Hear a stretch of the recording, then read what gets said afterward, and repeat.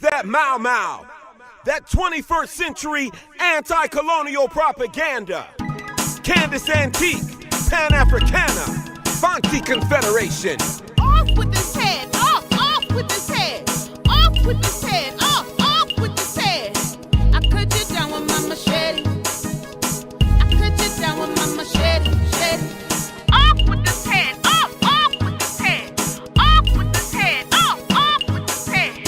I cut you down with my machete. I cut you down with my machete, You either running to it or you're running from it. Tell me, brother, where you're running? You're either running scared or you're running free. Tell me, sister, how you running? If you're the big tree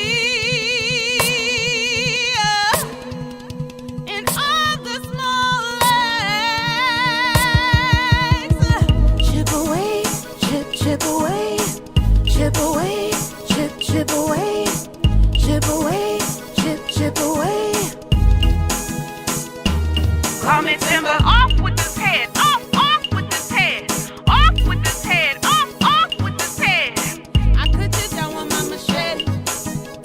I cut you down with my machete, Off with this head, off with this head, off with this head, off with this head. I cut you down with my machete. I cut you down with my machete, Only way to kill a beast to attack the root. Pull it up from the ground and destroy the fruit. You're either telling lies or you're telling truth. Tell me, brother, sister, what do you do? If you're the big tree and I'm the small legs, chip away, chip away, chip away, chip away, chip away. Call me timber. Off with this head, off with this head, off with this head, off with this head. I cut you down with my machete. I cut you down with my machete, Off with this head, off with this head, off with this head, off with this head. I cut you down with my machete. I cut you down with my machete, Almost out of time. Gotta free your mind. Almost out of time. Gotta feed the minds. Everything we do today. Sow the seeds for the next day. Sow the seed for the next day. The next day, the next day. Almost out of time. Gotta free your minds. Almost out of time. Gotta feed the minds. Everything we do today. Sow the seeds for the next day. Sow the seeds for the next day. The next day, the next day. Off with this head. Off with this head. Off with this head. Off with this head. I cut you down with my machete. I cut you down with my machete, Off with this head. Off with this head. Off with this head. Off with this head. I cut you down with my machete. I cut you down with my machete,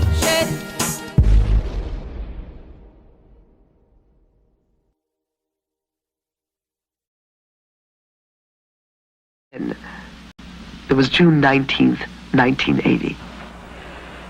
June 19th, 1980 was another occasion for counter-revolutionary destabilization. A bomb was placed where thousands of Grenadian patriots had gathered. This bomb was placed and intended to eliminate and to make a mass murder of the Grenadian leadership. It did not do that, but 3 women were murdered. Over 100 people were hospitalized, and the investigations of the government proved that those inside Grenada who were involved in placing the bomb and in making sure that it went off, that they were supported by CIA contact men. And this was yet another occasion when we knew that the CIA was involved in the general destabilization of the country.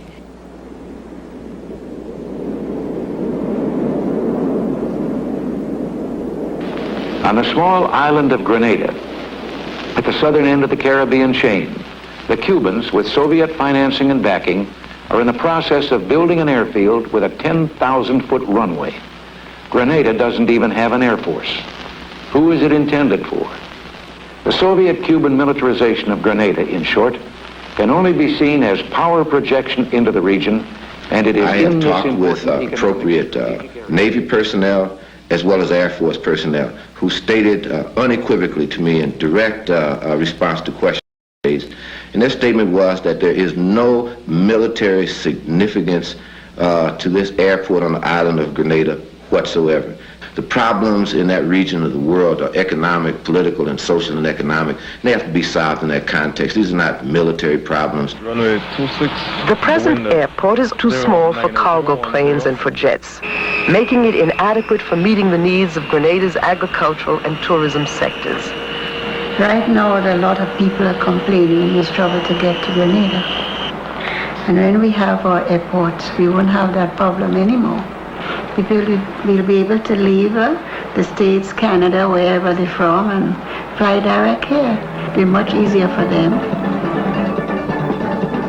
Tourism is second to agriculture as Grenada's source of foreign exchange. The State Department actually contacted travel agents and told them that the government would not be responsible for the safety of U.S. citizens who visit Grenada.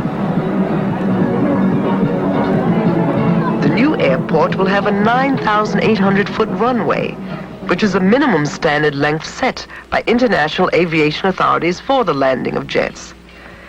Private firms from the United States, Britain, and Finland have performed major parts of the construction work, but by far the greatest assistance in both funding and construction has come from Cuba.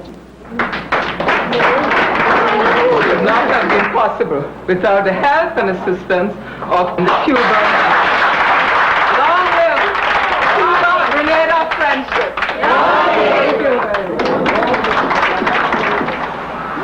Despite Grenada's progress, the United States continues to spread misinformation, not only about the new airport, but also about human rights within the country. We have to struggle as people who are being destabilized every day to get people out there to understand the really devastating effects of propaganda. According to the Bureau, it had received complaints about mass torture being practiced by the bishop government. You get this whole question of the disinformation being hidden behind the facade of a free press and a free media generally. The major media both inside the U.S. and in the Caribbean region have persistently published stories which reflect the U.S. government's position about Grenada. It says there are over 700 political prisoners on the island. The number of prisoners far exceeds the capacity of the jails. So Bishop has ordered the construction of prison farms similar to those existing in Cuba. We have some prison farms. They are warehousing prisoners in semi-trailers received from Cuba, in which they hold them for many hours under the intense heat of the sun that practically cooks them. We cooking prisoners now in warehouses. This is the same year when if you drive around Grenada, you see the most amount of signs of activity of building. When more and more nationals from abroad are coming back home and building new houses. When more and more activity is going on in all of the other areas in terms of the programs of the revolution. Despite all the lies and propaganda, the Grenadian people know the truth and are prepared to defend their revolution. For hundreds of years, we gave you our labor, our sweat, our tears. True. I think you are very rude to answer me like that. Mr. Imperialist, I am not rude. It is just that I'm fed up with your domination. Why won't you leave me alone? I want to survive in peace. Why do you keep on troubling my economy?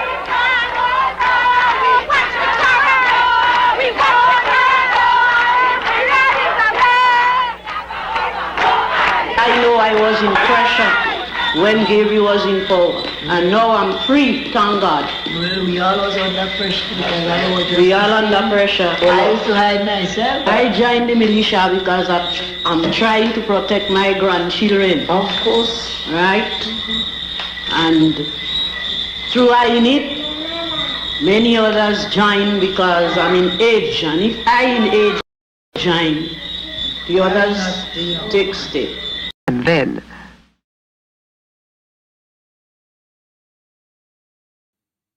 I was muted, I know. Greetings, everybody. Greetings. Thank you so much for tuning in. You were just watching a clip from Grenada, The Future Coming Towards Us, which is a documentary that actually won an Oscar, I believe, which is kind of shocking. But a documentary about the revolutionary process in Grenada that was finished right before the U.S. invasion and the overthrow of the revolutionary government there. So that was Comrade Maurice Bishop and other members of the revolutionary movement in Grenada talking about U.S. attacks on Grenada's revolutionary process and why they were happening. Just wanted to share that to set some context for the conversation we're going to have on the show today. But before we get more into that, my name is Onyesanu. Hi. I'm an organizer with the All African People's Revolutionary Party in New Mexico. This is Weekly Pan-African News, New Mexico Chapter's weekly news show. We started it almost 2 years ago. It's been 2 years of this pandemic. At the beginning of the COVID-19 lockdown in the United States, we understood that our people were not going to be able to safely meet in person, that we could just gather them in person.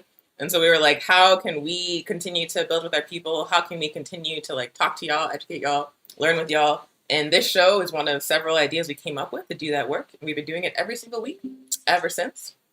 Just to note that next month, we're going to be moving from an every Thursday schedule to an every other Thursday schedule. Instead of 4 shows a month, we're going to go down to 2 shows a month starting in November to make it a little bit easier on us because it takes a lot to put these together. But anywho, this is Weekly Pan-African News presented to you by the All African People's Revolutionary Party.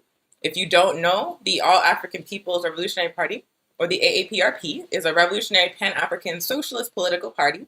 We are based in Africa. We were founded in Africa over 50 years ago by Kwame Nkrumah. Kwame Nkrumah was the first democratically elected president of Ghana after Ghana gained its independence from British colonialism. Kwame Nkrumah understood that Ghana's independence was meaningless without the total liberation and unification of the entire African continent and the diaspora. And so after his government was overthrown in yet another US-backed coup, he wrote the Handbook of Revolutionary Warfare, where he called for the formation of our political organization, the AAPRP, to unify the liberation movements of the African continent under one political objective. That objective is one unified socialist Africa. So that's why I exist. That's why we are talking to y'all today. If you are a frequent watcher of the show, then you know that we always start off with a couple of things.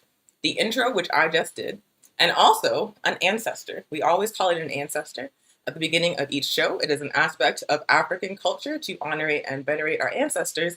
It's also a political strategy because we understand as revolutionary African people, as revolutionary colonized people, that our heroes are not the sellouts that are presented to us like Dave Chappelle.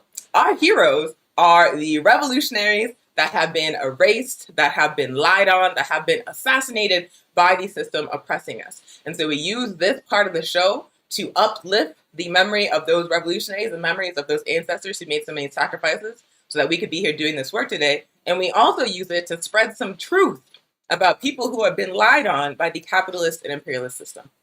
So today, the ancestor we want to call in is none other than Maurice Bishop, the former prime minister of Grenada, the leader of the New Jewel movement that tried to build socialism in that country before the US moved in to destroy it. The video we just watched featured a clip of Maurice Bishop talking about US imperialist lies against Grenada, targeting Grenada.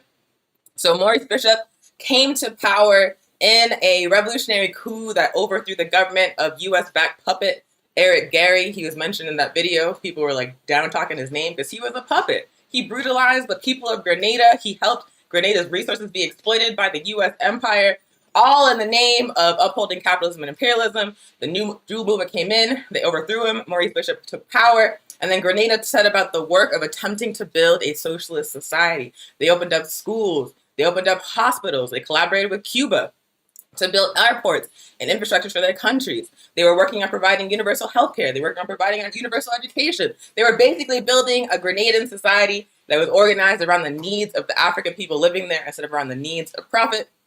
Of course, whenever any African or colonized nation tries to undertake that work, imperialist countries like the United States always swoop in and attempt to destroy us. That's precisely what happened in Grenada. Maurice Bishop was unfortunately assassinated in a U.S.-backed counter-revolution on October 19th, 1983. The U.S., under President Reagan, subsequently invaded Grenada using so-called instability in Grenada's prior collaboration with Cuba as their excuse for doing so. Like I mentioned, the clip that I just played was from a documentary that you can find in its entirety on YouTube.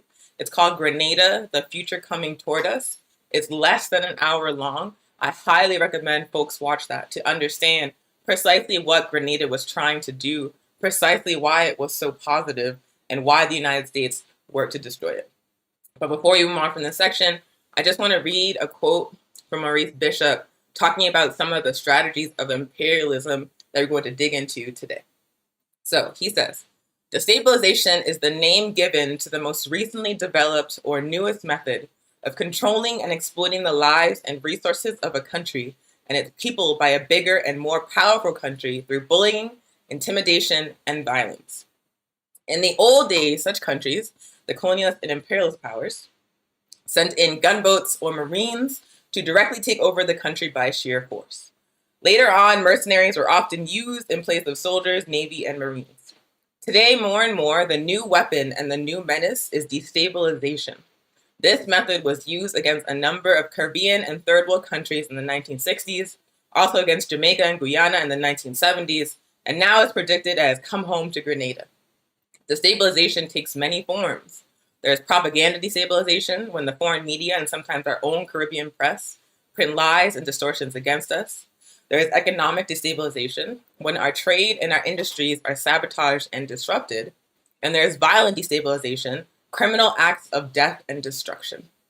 As we show the world, clearly and unflinchingly, that we intend to remain free and independent, that we intend to consolidate and strengthen the principles and goals of our revolution, as we show this to the world, there will be attacks on us.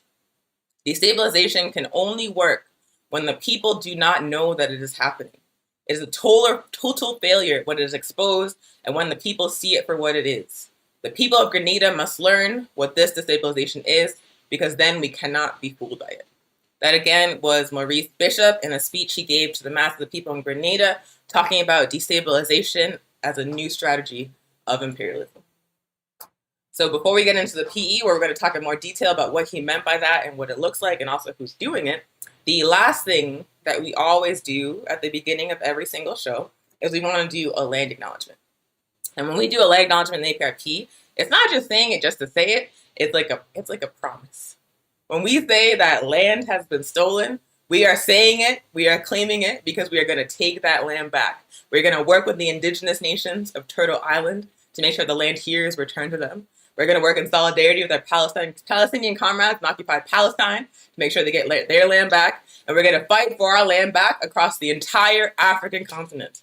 All over the world, imperialist powers stole land and built capitalist empires on it. And all over the world, from Africa to Palestine to Turtle Island to Australia and beyond, indigenous peoples are fighting for our land back. So when we say land back, it is a promise. It is a goal. It is a political objective. It is not a metaphor. So I am speaking to y'all from occupied Tiwa territory, also known as the city of Albuquerque. The Tiwa Nation is still here. Some of them are our comrades. They are fighting for their land back. They are fighting for the defense of water and life on this land. We are acting in unconditional solidarity with that struggle. Land was taken and land will be returned. So that was the land acknowledgement. So let's get into the meat of the show. Also, if you are watching whatever platform you're watching on, Facebook, like it, Twitter, retweet it, YouTube, share it. Please help us get more eyes on this program by sharing the stream wherever you are watching it and making sure you smash that like button so we can continue to build our audience. We appreciate y'all. But anywho, so the other thing that we always do on every single episode of the show, and in fact, every single APRP event throughout the entire world. Whenever you come to an APRP event, you are going to get some aspect of political education. Political education is a strategy of consciousness raising, a strategy to develop critical thinking skills among the masses of people fighting the capitalist imperialist system. It is the primary strategy we must be using in this particular historical moment because there is mass confusion, y'all. There's a lot of confusion, there's a lot of disinformation coming from the capitalist system, and so political education is our strategy for cutting through that and inoculating our people against it, so you're not going to go to APRP event, including this one, without getting some PE. So the PE topic that we want to talk about today is spooks, grunts, and pigs, or the International Police Military Intelligence Complex, also known as the IPIC. This is a term coined by members of the All-African People's Revolutionary Party to describe the global network of military, intelligence, and police agencies that this capitalist system and its ruling class uses to oppress, exploit us, and steal resources and land. We're going to talk about in detail how that network works and who is in it and how to fight it. But first, I want to talk about why it exists and how it's united. So we are living under the global economic system of capitalism and imperialism. It is the dominant economic system in the world. In small pockets like Cuba, Venezuela, Laos, Vietnam, alternatives exist, socialism exists. But for the most part, the global economic system that we are all living under is capitalism, imperialism. And that global economic system is driven by an ideology, a worldview that is racist, sexist, white supremacist, and Zionist. Zionism could really be understood as like all of the above. Like Zionism in itself is like a racist, sexist, white supremacist, colonizing ideology. But overall, the capitalist imperialist system, the world powers within that system are united by a colonialist, racist, sexist, and white supremacist worldview. It is the basis they use to oppress the rest of us with their global power. The other thing that I want to lay to get on the table first is for us to understand that we must realize that domestic police repression in our communities, in our neighborhoods, is directly connected to imperialism. These are not discrete events, discrete happenings. Like the police giving you hell in your neighborhood are part of a network that IPIC, the Industrial Police Military Intelligence Complex, that is global in scope. So you have to understand police terrorism in our neighborhoods as intrinsically connected to imperialism, as an extension of the imperialist power structure. So those are the two things I want to start out with. That the capitalist imperialist system is united by an ideology that is racist, sexist, white supremacist, and colonialist, and that domestic police repression is directly connected to imperialist repression around the world. So, what is the Industrial Police Military Intelligence Complex, or the IPIC? Well, like I said, the IPIC is a worldwide network of military, intelligence, and police agencies that exist and work together to protect the global capitalist system. What I mean by that is that they are an economically motivated espionage, military, prison, and police force controlled by global empire, meaning the 1%, the ruling class, these transnational corporations, to brutally repress and steal from the majority of the world's population.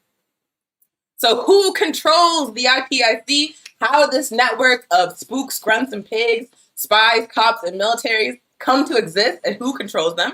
Well, they are controlled by a global network of imperialist governments, transnational corporations, financial institutions like banks and the IMF, as well as intelligence agencies, military organizations, private armed militias, and local, regional, and transnational police forces and security forces. So local police agencies, transnational banks, super corporations like Google, world governments like the US government, the French government, the British government, all of these forces work together to produce this network of the IPIC that again exists to steal from us and protect the stolen wealth of the 1% of the ruling class.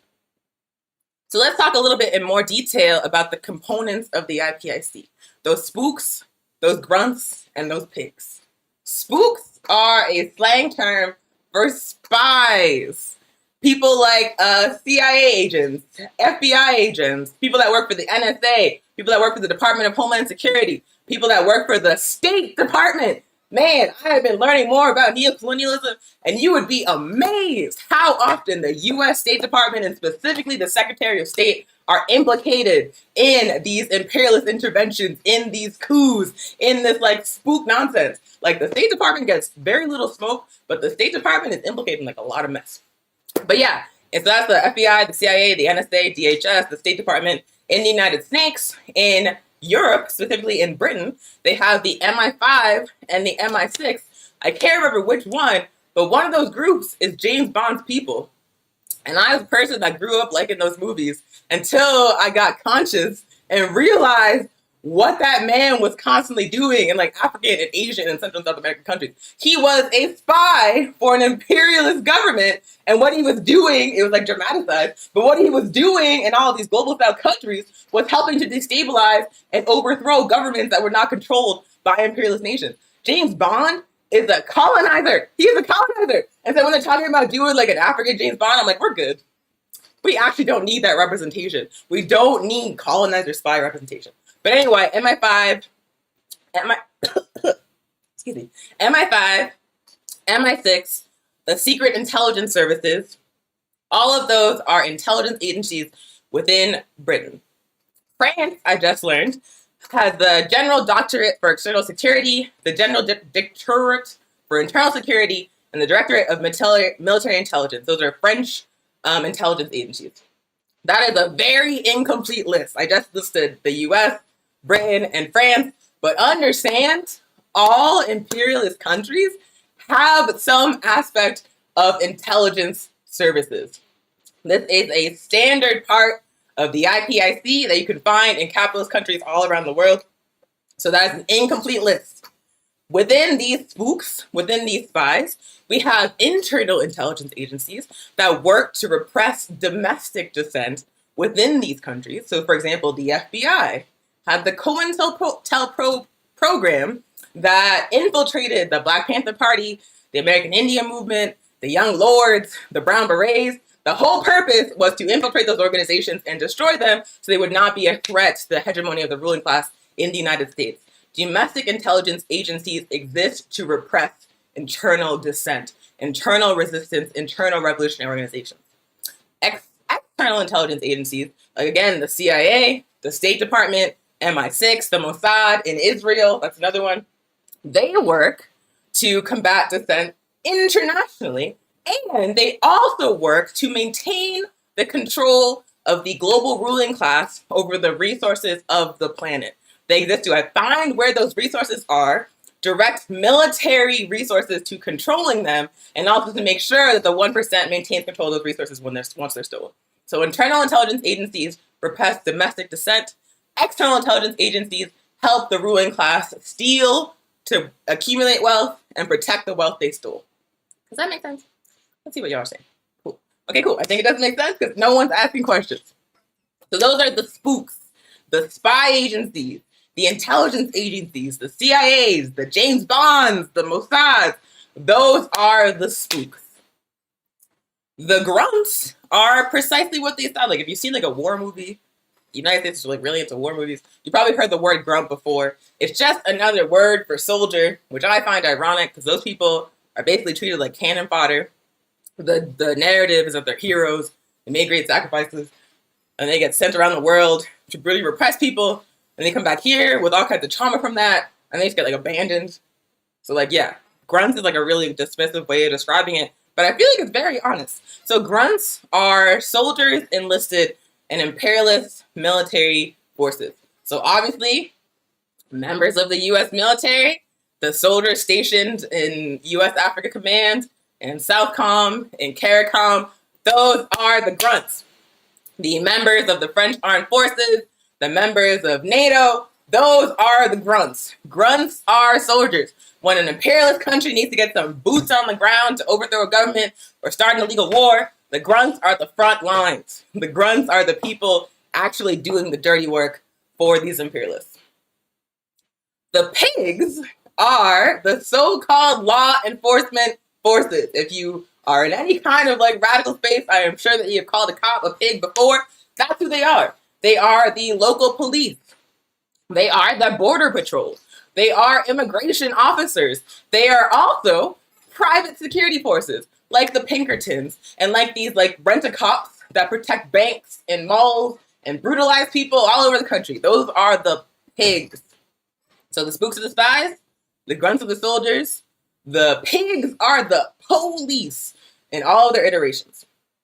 That is who makes up the IPIC, which is again the Industrial Police Military Intelligence Complex, a global network of security and surveillance agencies that exists to protect the wealth of the ruling class and help them accumulate even more.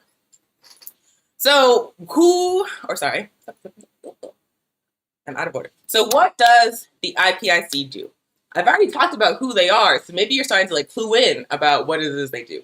The spooks, the spies, and the grunts. Or the spooks, the grunts, and the pigs. So the overall job of the IPIC is to identify where there are resources to be stolen and facilitate the stealing of those resources. That's like the long and short of it. They identify resources like oil, for example, or coltan used to make lithium-ion batteries, or gold, or any number, or just like arable land, any number of things that the capitalist imperialist system requires to keep going. The IPIC will help find them. Then they will deploy grunts to those areas to secure those resources. They'll deploy the spooks to help destabilize those areas to overthrow unhelpful governments. And they will use police, the pigs, to repress any resistance to that process. So capitalist countries and their partners, these global corporations, these international banking institutions, employ the spooks, the grunts, and the pigs to protect their wealth, to accumulate more stolen wealth, and to crush any resistance to that process of accumulating and protecting the wealth. The IPIC exists to repress me and to repress you. Anywhere where valuable resources exist, they will go and make sure any resistance is put down and those resources are freely available for capitalism. So let's talk about how the IPIC specifically works in the case of the African liberation struggle. So we should understand the spooks and the grunts and the pigs as the capitalist system's frontline force in their global assault on us as a people. These spooks and the grunts and the pigs facilitate the theft of Africa's resources and the labor of African people. The spooks, the grunts, and the pigs, actually specifically the pigs, occupy our communities with police armed like commandos, with surplus military weapons in the United States thanks to the 1033 program. They are also the police officers trained by Zionist forces in what Jewish Voice for Peace calls the deadly exchange and new strategies of repression and violence to control our communities. They are, of course, the military invaders, the grunts, who bomb, invade, and occupy our nations. They are the neo-colonial puppets that brutally repress African people at the behest of these imperialist nations. So people like Moise Jovenel in Haiti, who was assassinated by his own dudes because he was no longer useful anymore. That's an example of who I'm talking about. People like Ariel Henry that replaced him, another puppet who is willingly doing the bidding of the U.S. to repress Haitian people. That's who I'm talking about. Also people like Duque in Colombia, who openly he takes billions of dollars in military aid from the U.S. government, uses to train police and military forces that are a counter-revolutionary force in all of South America that frequently target Venezuela, that frequently target Cuba, that frequently target Haiti. So that's an example of what we're talking about.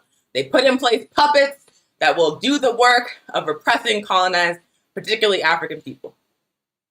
They are also, the spooks, the international spies that infiltrate our organizations. I already mentioned the COINTELPRO program that infiltrated revolutionary nationalist organizations in the 60s and 70s. Understand that that program never stopped. We are still being spied on. We are still being infiltrated. Oftentimes we are helping them to do that. in so many ways because we have not learned the lesson of that particular strategy. But the spies that infiltrate our organizations, that overthrow revolutionary governments, that assassinate our political leaders, like Maurice Bishop, like Thomas Sankara, like Fred Hampton, those are the spooks. So the spooks and the grunts and the pigs are a counter-revolutionary force targeting the African liberation struggle domestically and internationally.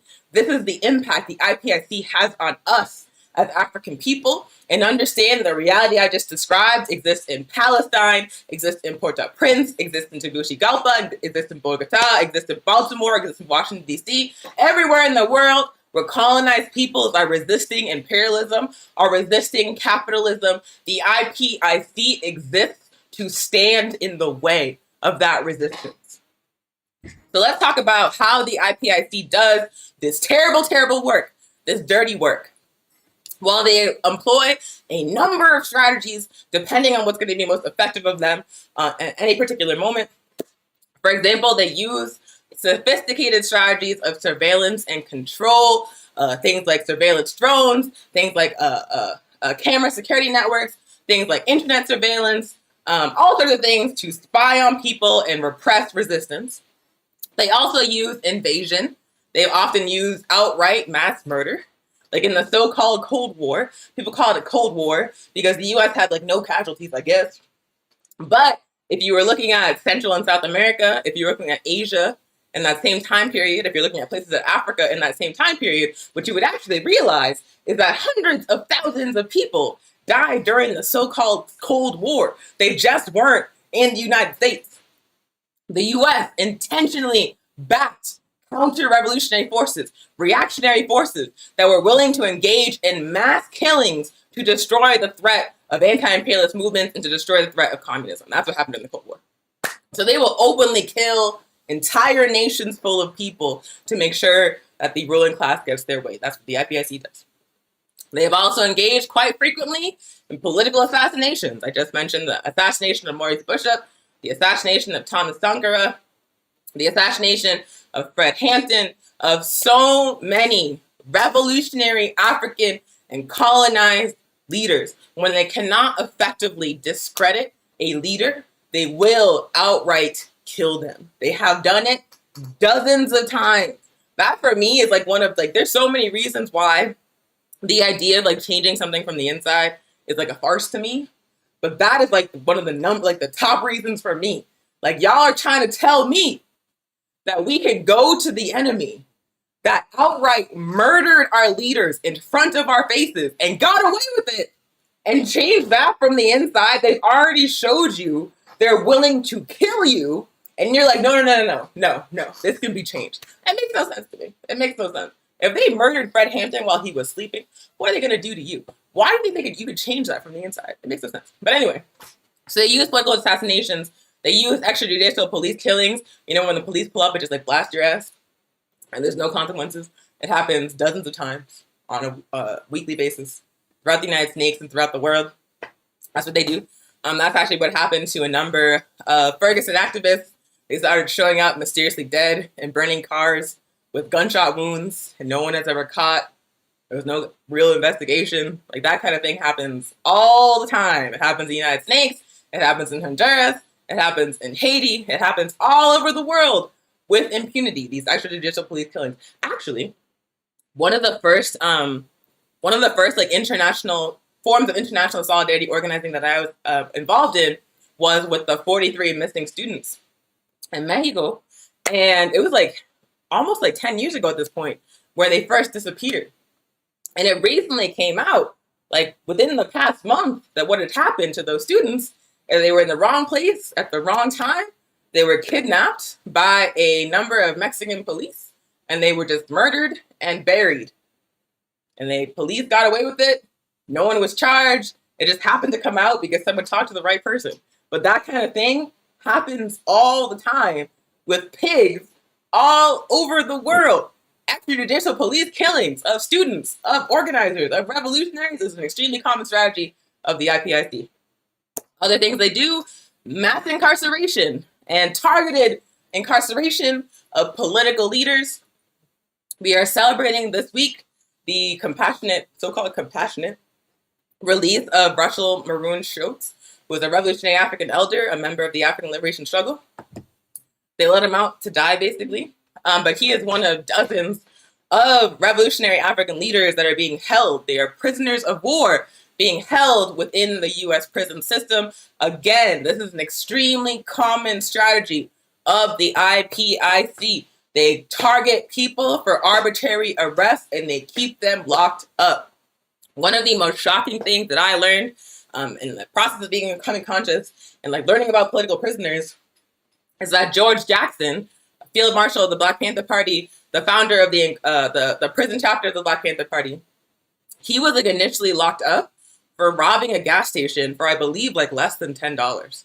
They arrested him, they sentenced him. His initial sentence, I believe, was like a year, but it was like indefinite. And so once he started being politicized in jail, every time it came up for him to be released, they were like, we're just going to keep him. Initial charge was robbing a gas station for less than $10.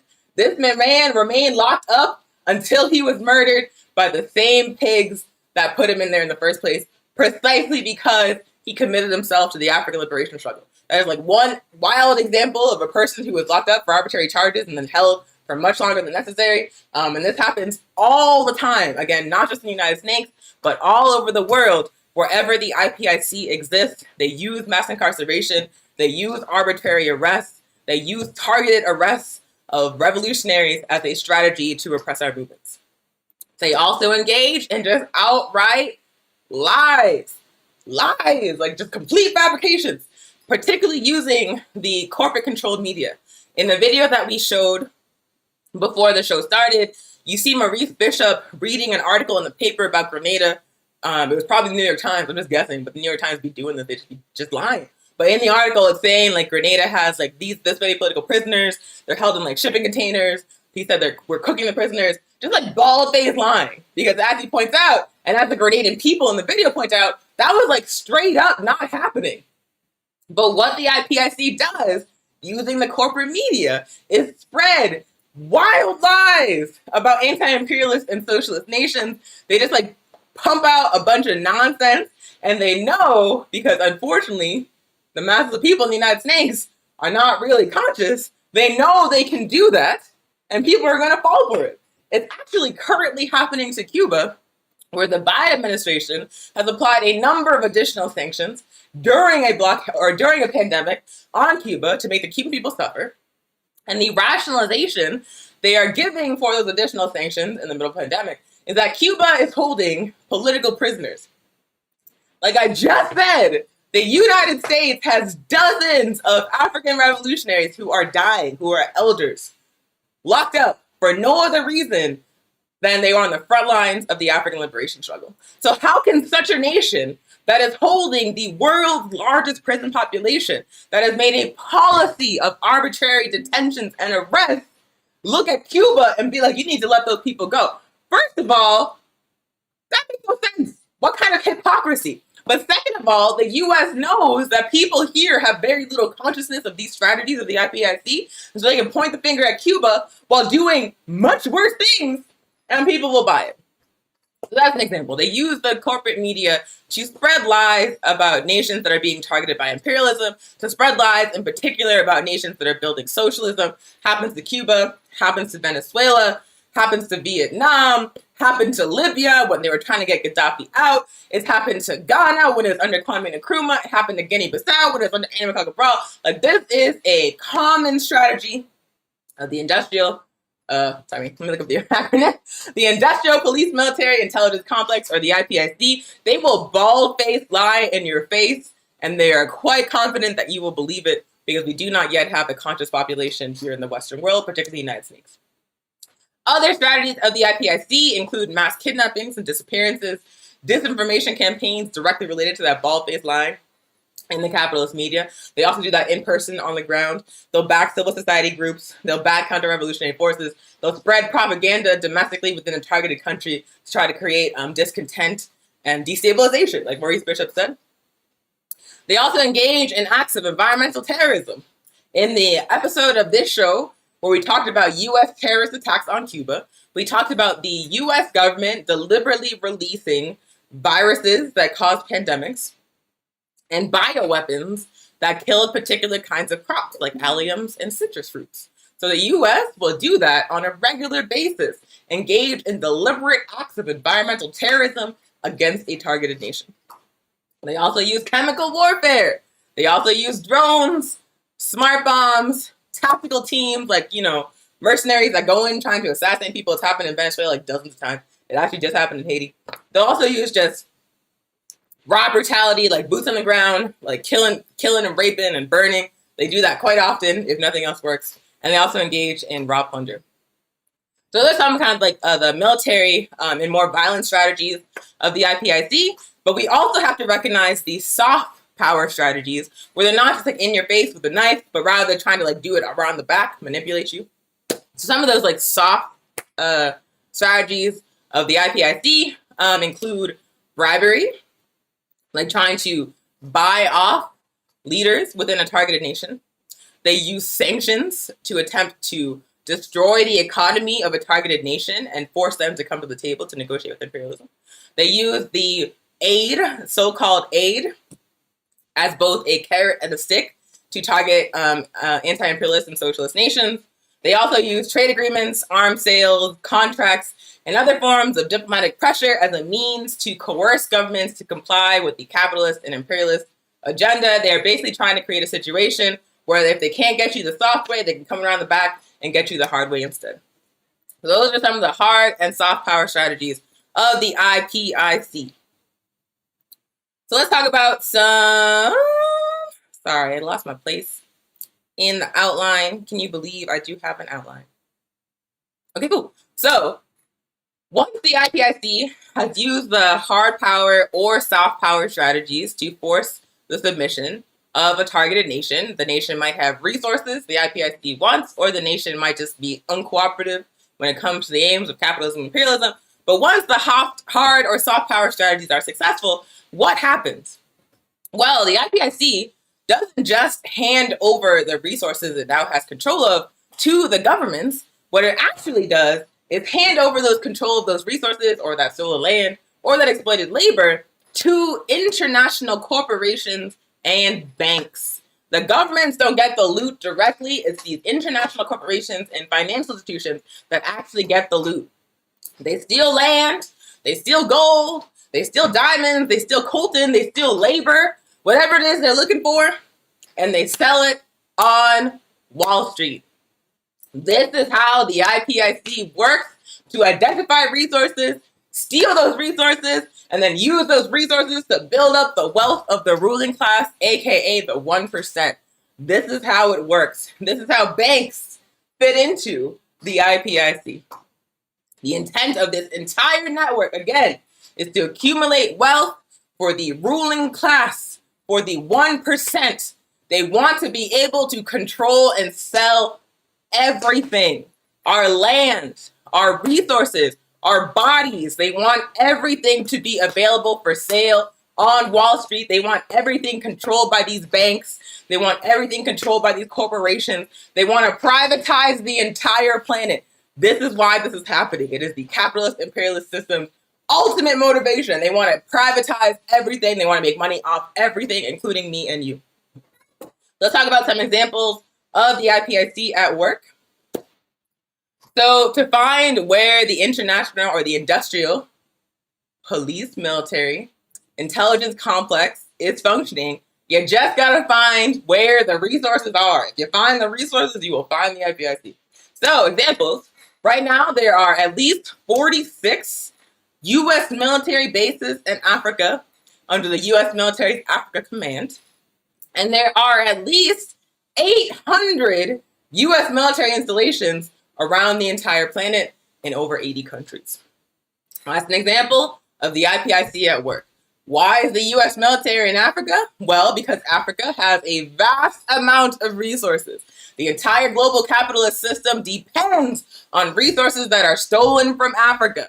And so the U.S. military is in Africa to secure the access of U.S. corporations and banks to those resources. They're also there to steal land. They're also there to control the water. And they're also there to brutally repress the masses of African people should the masses of African people rise up to resist that state of affairs, which they are, of course. So why is the U.S. military in Africa? To steal African resources, period. Why is the U.S. military in 800 military installations in 80 countries around the world? To steal land, resources, and labor. That's why they're there. Another example of the IPIC at work that we've discussed previously on the show and also the Pan-African film series is the 2 U.S.-backed coups that deposed John Bertrand Aristide. 2 times this man was elected by the masses of African people in Haiti, and 2 times the U.S. government pushed for his overthrow and successfully won it. So we know, as we discussed in detail, that the coups that deposed John Bertrand Aristide both times were preceded by disinformation campaigns. Lies about him being a communist. Lies about him being backed by Russia. Does that not sound familiar?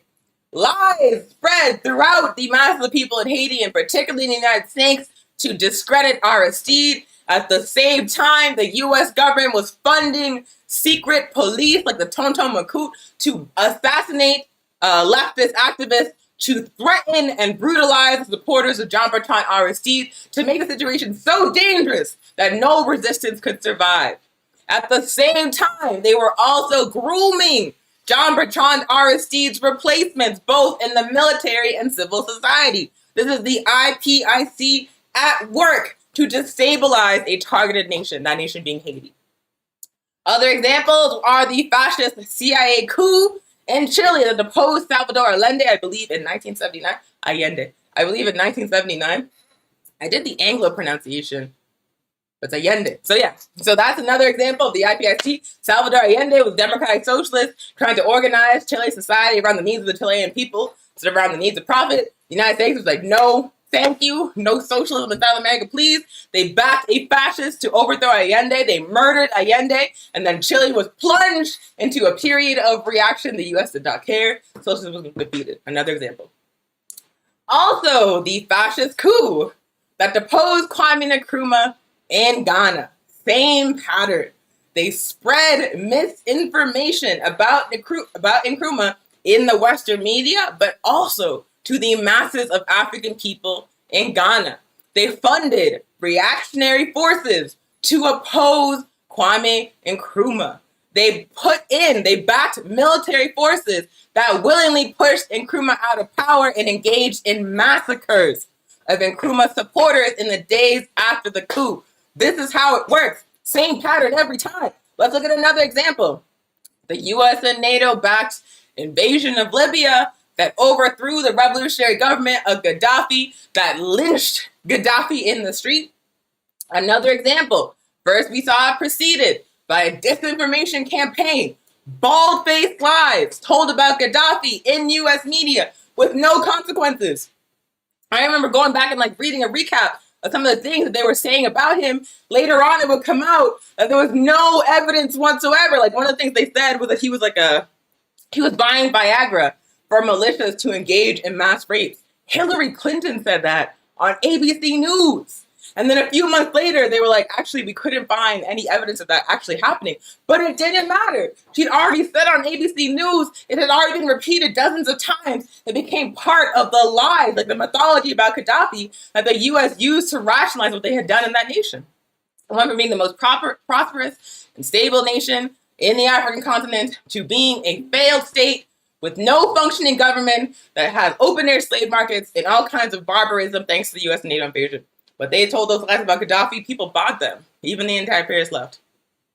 They also, again, funded reactionary and counter-revolutionary forces, gave them arms, gave them training, gave them political and economic support in order to overthrow Gaddafi.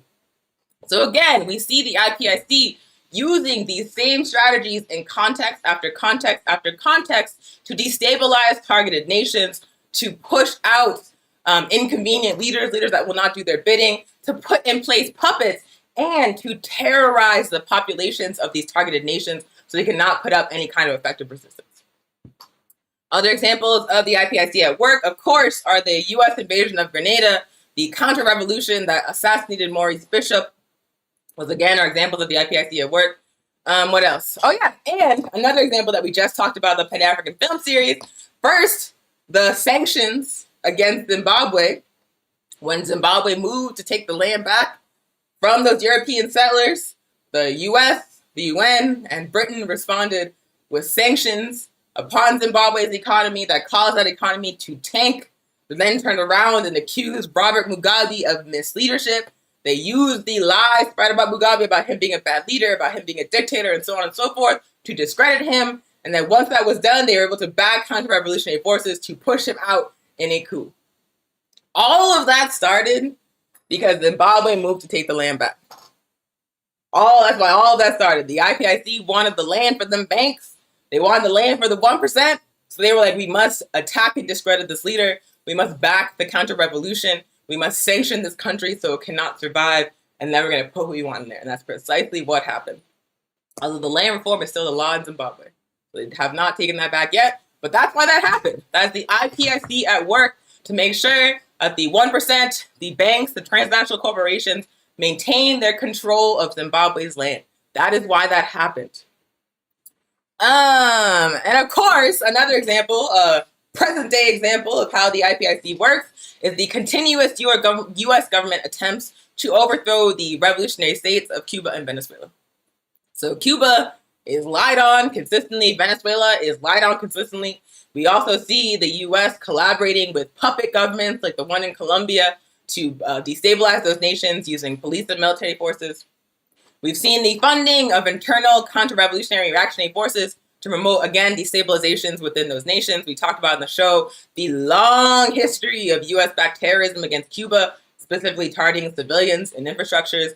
We've talked a little bit about the history of U.S.-backed terrorism in Venezuela that's targeted its electrical infrastructure, that's targeted its oil infrastructure, that's targeted even like the head of state, like Nicolas Maduro, has had several assassination attempts on his life, oftentimes coming from reactionary forces in Venezuela that have been funded and trained by the United States. That happens consistently, which is wild to me because I went to Venezuela right before the pandemic hit, and we got to meet Nicolas Maduro, and they had us like right up in front of him. Like there was like no bulletproof shield or nothing. Like they just had us like right there next to him.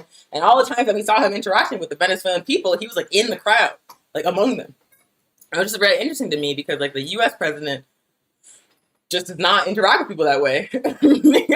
And what that said to me was that even though Venezuela is being constantly targeted by imperialism, even though imperialism is funding these reactionary forces that are constantly engaging in like terrorist attacks in Venezuela, Maduro is still so loved by the masses of people that he feels safe doing that. Whereas like the US president, if he was like unprotected at any moment, someone would smoke his ass.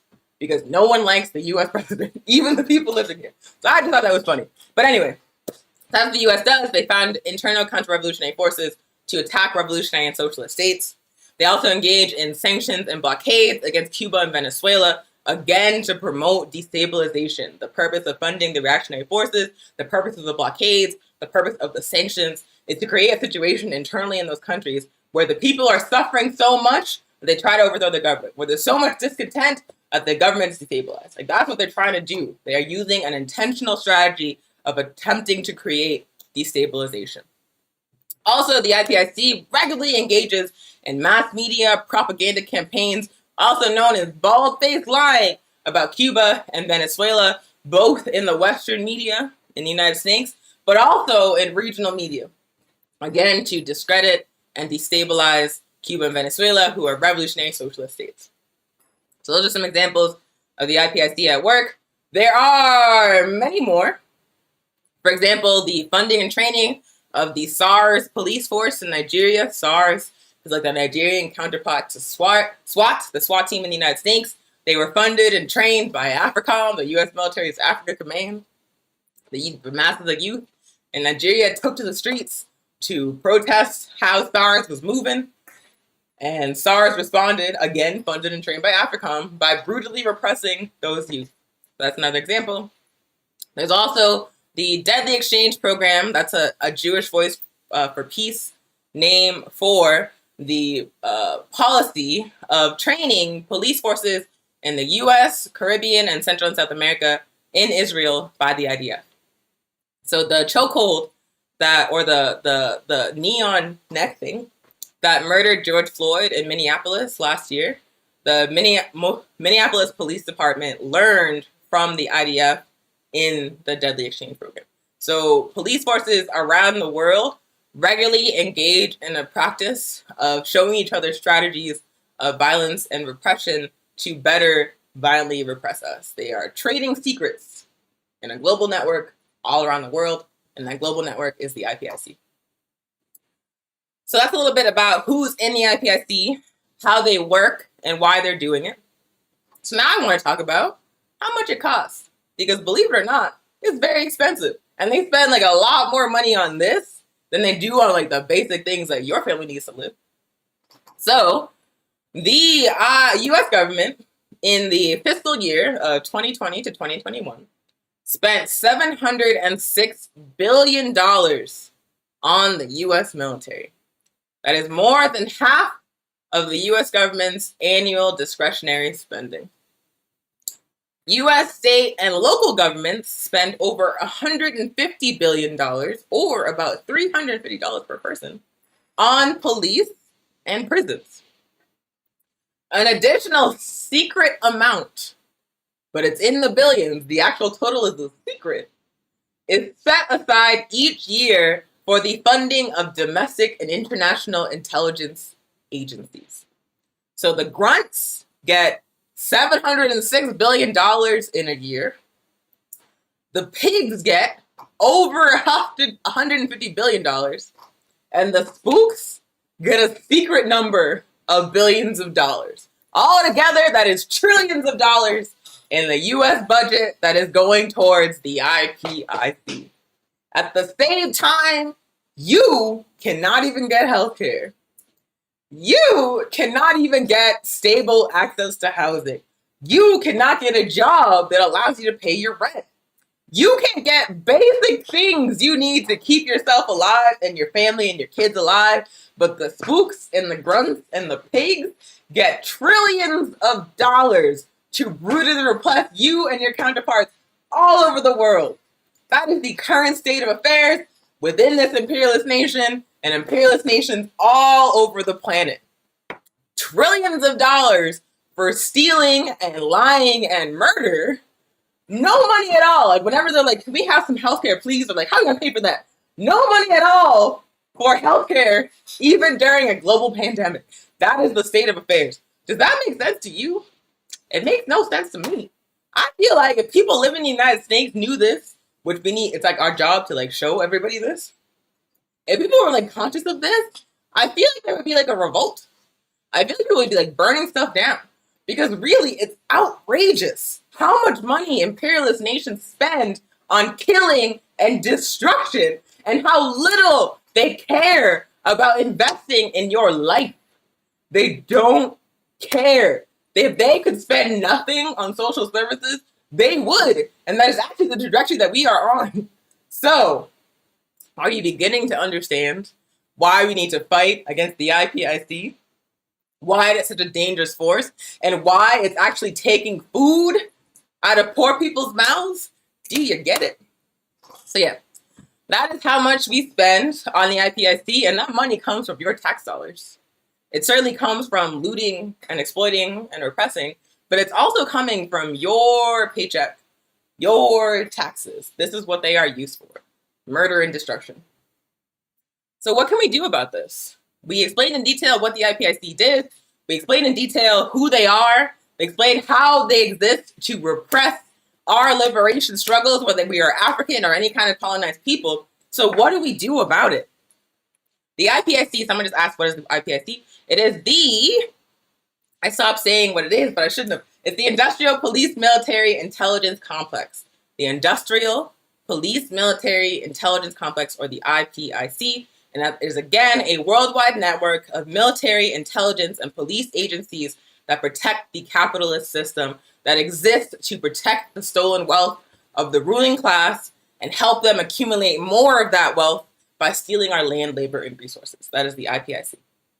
The Industrial Police Military Intelligence Complex.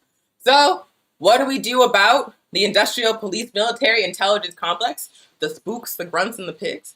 Well, first and foremost, we have to understand that they are an enemy of African people.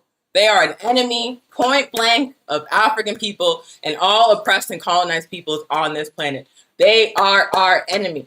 Man, when the Trump impeachment, that doomed from the beginning process, like that was never going to happen. That man is never going to jail. He is never getting criminal charges. He is never going to be held accountable for anything he did as president. It's not going to happen. But when that farce of an impeachment was unfolding, and they had like who's that guy? The head of the FBI? I forget his name. It doesn't matter. Some pig. They had that dude testifying against Trump. And people started talking about him like he was a hero. And I'm like, the leader of the FBI is a hero? Like the FBI that killed Fred Hampton? The FBI that infiltrated the Black Panther Party? The FBI that infiltrated the American Indian movement? Like that guy? I think it was like James Comey. That guy? For speaking out against Trump? Are you for real? Like that? It was an indication that people really don't understand the relationship that the spooks, the grunts, and the pigs have to us as oppressed people and have to our movement. That man could be elevated as a hero for calling out what like a man he enabled, like the spooks, the grunts, and the pigs that created Trump as an entity. So this man is like pointing at the thing he created and being like, you suck, and we're supposed to celebrate that? Like that was wild to me. But we have to understand, like we cannot afford that kind of confusion. We have to understand that if it's an FBI agent, that person is not on our side. It's a CIA agent. Doesn't matter if they're African, trans, disabled, any kind of intersection. It does not matter. They're not on our side. They're not on our side. The spooks, the grunts, and the pigs are our enemies. They exist to repress us as a people. They exist to facilitate the theft of our resources, land, and labor. They are our enemies, period. We need absolute clarity on that particular point.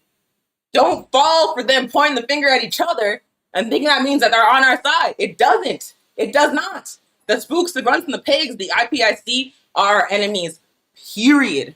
Period. We also understand that not only are they our enemies, but the ultimate defeat of the capitalist imperialist system, the ultimate fate of the struggle to build socialism depends on us out-organizing these people. Out-organizing the IPIC, defeating them decisively. They are the primary thing standing in the way of revolution right now. If we do not figure out a way to defeat them, we are not going to win. And if we don't win, that's it for us and that's it for the planet. So stop thinking there's such a thing as a nice FBI agent. Stop thinking there's such a thing as a positive MI5 or MI6 agent. Like, fuck James Bond, y'all. Fuck that guy. Stop falling for it. Those are our enemies. We have to figure out how to defeat them to win this struggle, this existential struggle for the future of life on this planet. So in order to understand that those are our enemies, in order to defeat those forces, we have to struggle to build revolutionary organization controlled by the masses of African and oppressed peoples. In order to do that, we have to engage in mass systematic political education to educate our people, to raise the consciousness of our people about who the IPIC is, about why they are an enemy, and about how we can move on a coordinated basis to take them out. That means we need organization. That means we need political education to raise the consciousness of our people. And if we do not do this, if we do not organize revolutionary mass movements grounded in political education, with clarity about this system and who our enemies are and how to take it out, if we fail in that work, it is a wrap. It is a wrap for the planet, which means it's a wrap for us. The capitalist system has put us on a trajectory of total environmental destruction. It has put us on a trajectory where human life, will no longer be sustainable on this planet. This is the trajectory we are on. This is what we must stop with a socialist revolution, with an anti-colonial revolution. That is what is at stake if we do not defeat these people. We do not understand who our enemies are. Everything. We will lose everything if we do not figure out how to defeat these people. But I fully believe that we can. We drastically outnumber them as African people and suppressed, poor, colonized people. We drastically outnumber the IPIC. We drastically outnumber the ruling class. It's not a matter of being outnumbered. We are, as Malcolm X said, out-organized, which means that we can defeat them with superior organization, which is why the APRP is constantly saying, join an organization, join an organization, join an organization, because that is what we need to defeat these enemies, to defeat these forces.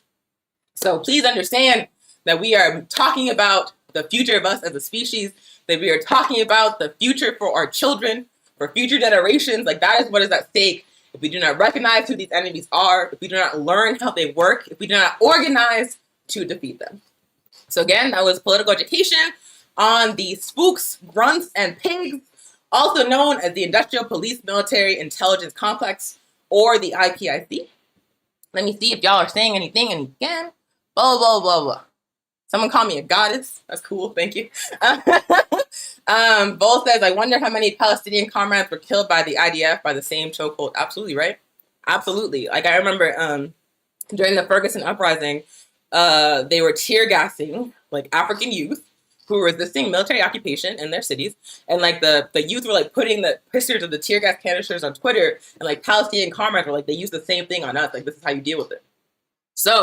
So many of the strategies that are used by the IDF in occupied Palestine are exported through the deadly exchange to police forces throughout the United States and all over Central and South America and the Caribbean. There's like a network, a global network of pigs trading strategies for how to repress us. And so that means that we, as oppressed people, have to start trading strategies too, have to start working across borders. That's what we got to do. Let me see. Let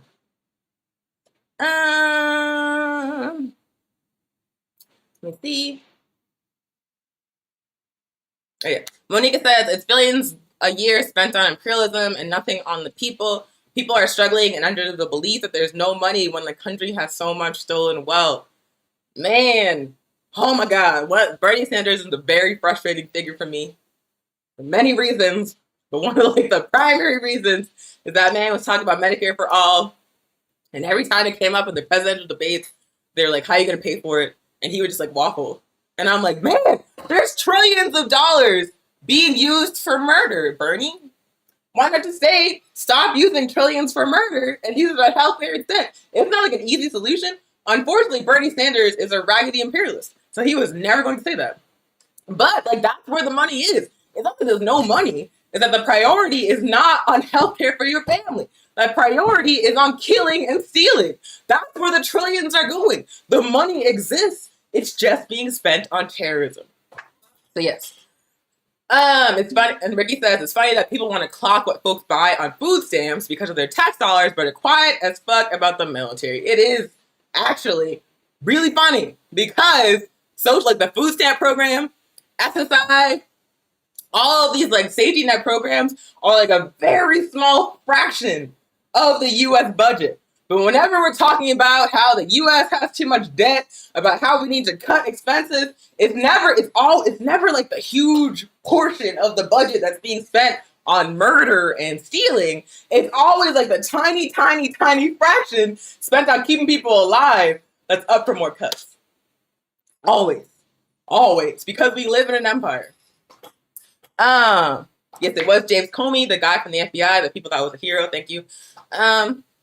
Big Teal says, yeah, to shame people for food stamps is a way to shame poor folks when they're not even the source of the problem.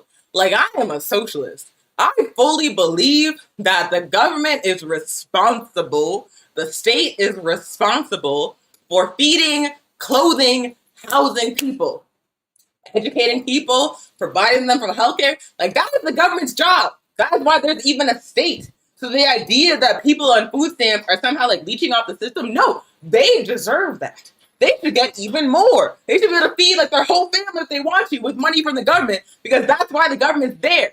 Unfortunately, we don't live in a socialist society where the government is organized to provide for the needs of the people. We live in a capitalist and imperialist society where the government exists to shovel money into the pockets of the ruling class and repress the rest of us. That's why people, again, taking that tiny sliver of the budget so they can eat, get all the smoke, and the trillions for murder and killing are just taken for granted. That's why. There's messaging that people don't want to work and live off unemployment, elevated by the government and millionaires. People internalize this mess. Yeah, even Biden did it, which I said that incredulously, but it actually makes perfect sense because Biden is a capitalist pig. But yeah, when like the pandemic was not even over, like a few months ago in the beginning of the summer, when all of the unemployment extensions started like expiring, all of a sudden the discourse became people don't want to work. They're making too much money on unemployment, which by the way, like those extensions were not a lot of money. The reason why people are making more money on unemployment than they were like if they were going to work to risk getting COVID and die is because these jobs are like not paying enough. It's still not a lot of money. But the narrative became we have to get rid of all of these safety net programs, even though the pandemic is still continuing, because people don't want to work. And I was like, that's wild to me. That is wild because, yeah, like I said, the pandemic was still ongoing and that money was not very much at all. It was barely people keeping people afloat. It was certainly not paying like months and months and months of back rent. So it's just like, damn, they will find any reason whatsoever to punch down on your ass while continuing again to spend trillions of dollars on murder and stealing. And also Monica pointing out that billionaires made trillions during the pandemic where more people fell into poverty. It was over 8 million people that fell into poverty. We don't even know how many people lost their housing, jobs, etc. This propaganda is so widespread. This is why the work so many of us do to build consciousness is critical. Cool. So thank y'all. Thanks for your comments. This has been a great discussion. I'm glad that you were interactive and participating. That's the intent. We're going to keep it moving because I am tired of talking. So we're going to keep going to the next part. So let's talk about what's going on with New Mexico chapter, what work we're up to. First up, we have a event at the Pan-African Community Garden this Sunday, the 31st, Halloween actually. It's going to be, I think, our last event of the season. We're going to be out there painting the fence. Last Sunday, we cleaned it. We patched it up. This Sunday, we are going to paint it and put on a weather protectant. So please join us. We're going to be learning about what we discussed in the show today, the IPIC, and painting the fence. We'll have some food. It should be a good time. We'll be there from 4 to 6. Please join us if you are in Tiwa territory. Also, this coming Sunday at noon in Tiwa territory, we are organizing the October Cuba Solidarity Car Caravan with the Albuquerque Anti-War Coalition and the New Mexico Venceremos Brigade Committee. We're going to be meeting at the corner of San Mateo and Copper. The parking lot, I believe it's on the east side of San Mateo and Copper. We will gather, we will line up our cars, we will decorate them, and then we're going to go down Central, making a commotion, y'all, like honking and carrying on so people look at us and see the stuff on our cars. We will head down Central to Robinson Park, and then we're going to stop at Robinson Park and have a rally with speakers from social justice organizations here in Tiwa territory, including the APIC, the Anti-War Coalition, DSA, and a number of other great groups doing work here in Tiwa territory, talking about why we need to end the U.S. blockade on Cuba. We will also have free food with vegan options provided from our comrades at John Brown Breakfast Club. And we are encouraging people to wear costumes. You can dress up as a hero of the Cuban Revolution, like Fidel or Velma Espen or Che or Pombo. Or you can dress up as an imperialist pig if you want it.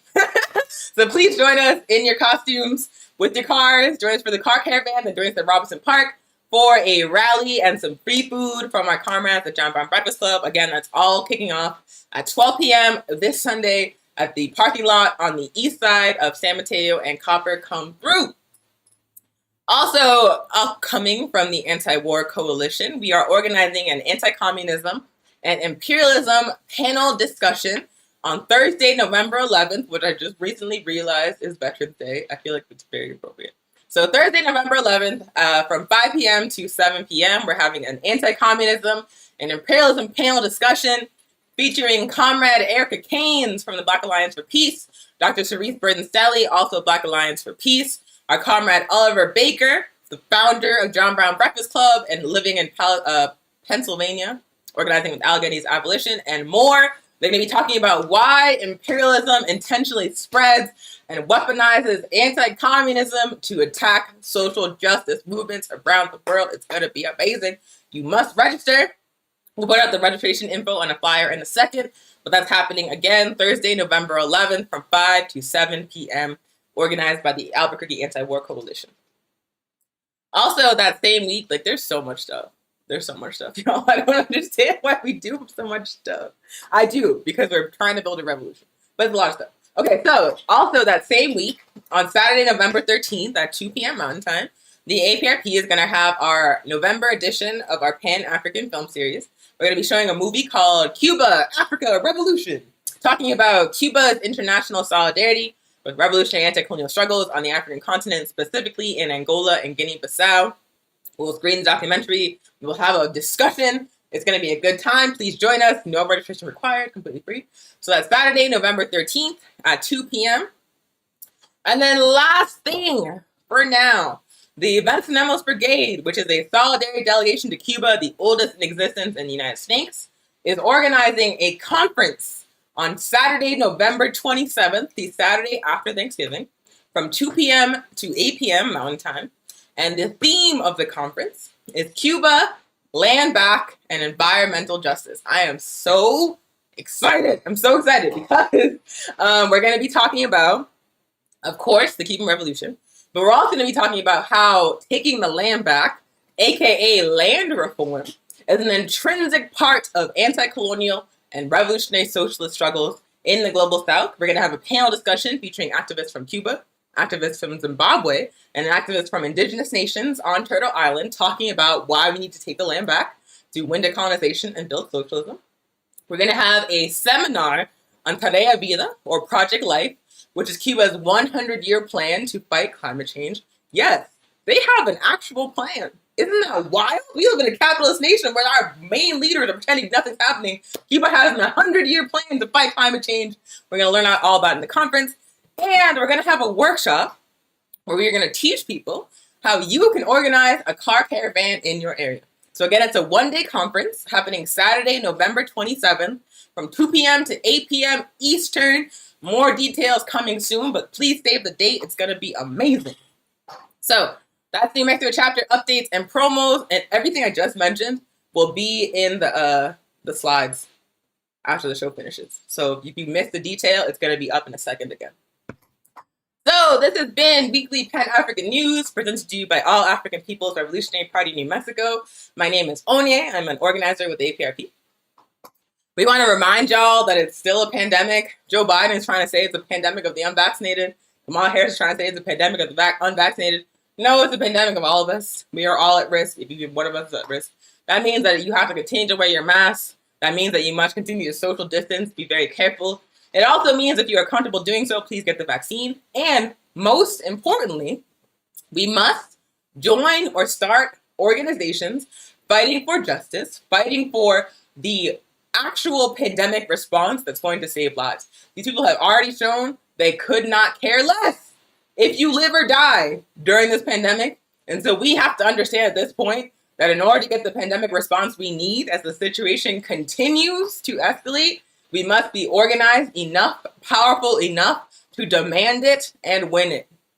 These people have to be scared of what will happen if they don't give us healthcare. We are clearly not at that point. They are playing in our faces, and that means that we must organize and build to create the movement that's going to be powerful enough to make them scared of the consequences if they don't give us healthcare. So please, if you are not active in an organization fighting for justice, please join an organization. If the organization you want to see does not exist, then start that organization. You do not need special credentials. You do not need a degree, professional training, non-violent direct action training. You need none of that crap. You just need a couple of friends, a book to read together, and a desire to change the world. That's it. So please join or start an organization fighting for justice. Get off the sidelines, into the fight. This has been Weekly Pan-African News. We do this every single Thursday. 1 p.m. Mountain Time, actually starting next month. We're going to be doing these every other Thursday at 1 p.m. Mountain Time. So actually, let me just pull up when the next one is. So I don't send y'all astray. Faster. Okay.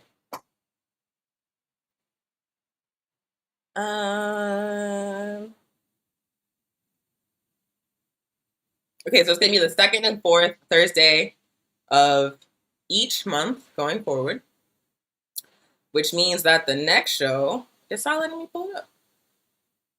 Well, now you know. Second and fourth Thursday. So the second Thursday in November, not next week, but the week after, We'll be back with another episode of the show. Specifically, the topic for the next show is going to be the global African refugee crisis.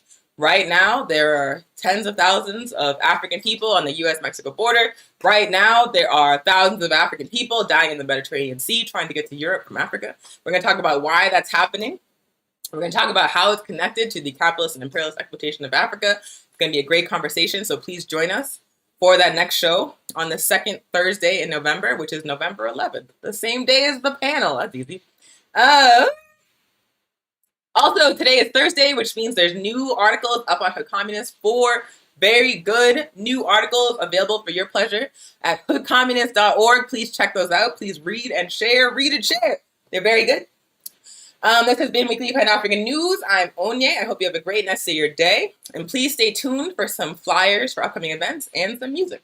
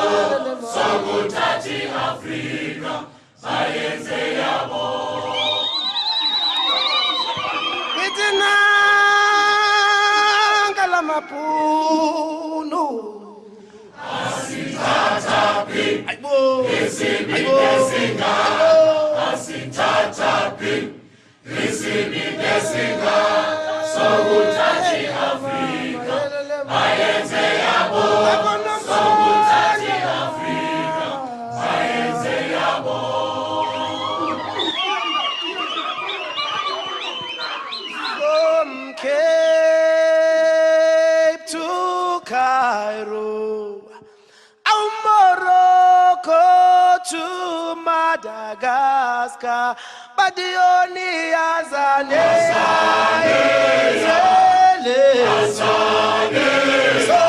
Solitata, Bazoga, but the only Azania, Solitata, Bazoga, away from Cape to Cairo, Morocco to Madagascar, but the only Azania, Azania, so it's a freedom charter, but the